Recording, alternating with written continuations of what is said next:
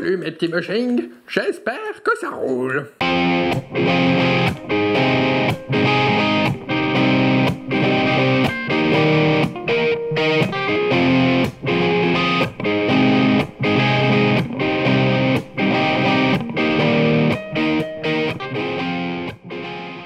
Aujourd'hui, comme vous avez pu le deviner, on a un guest, un gant de barbecue.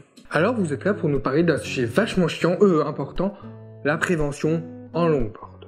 Alors déjà, qu'est-ce que vous pouvez nous en dire? Dans les couilles, on a des troupes à bord, bordel! Ouais, je m'en fous, je veux pas savoir, virez-le moi, je veux plus de guest ici. Putain. Bon, pourquoi je veux vous parler de ça? Mon but principal dans les vidéos, c'est de promouvoir la longboard et de faire découvrir les différents aspects de la communauté qui de base est super cool.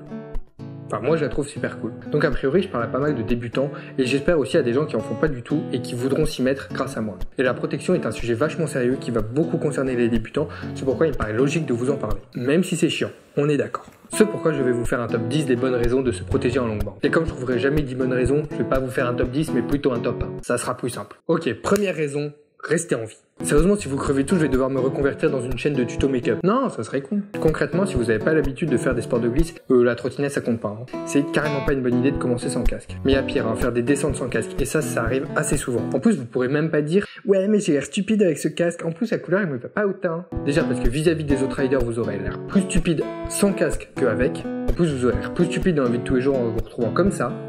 Et finalement, parce que je vois pas comment vous auriez l'air stupide avec un casque comme ça. Franchement, les gars, non?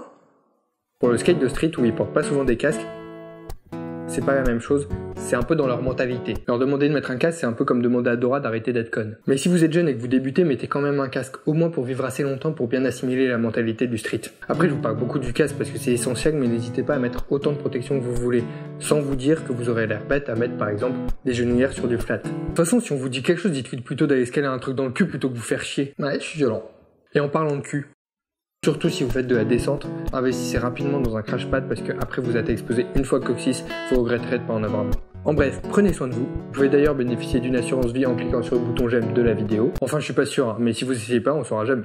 C'est avec plaisir que je lirai vos pires chutes dans les commentaires, donc n'hésitez pas. Bien sûr, abonnez-vous pour devenir des bushings de l'espace. Et puis, bon ride!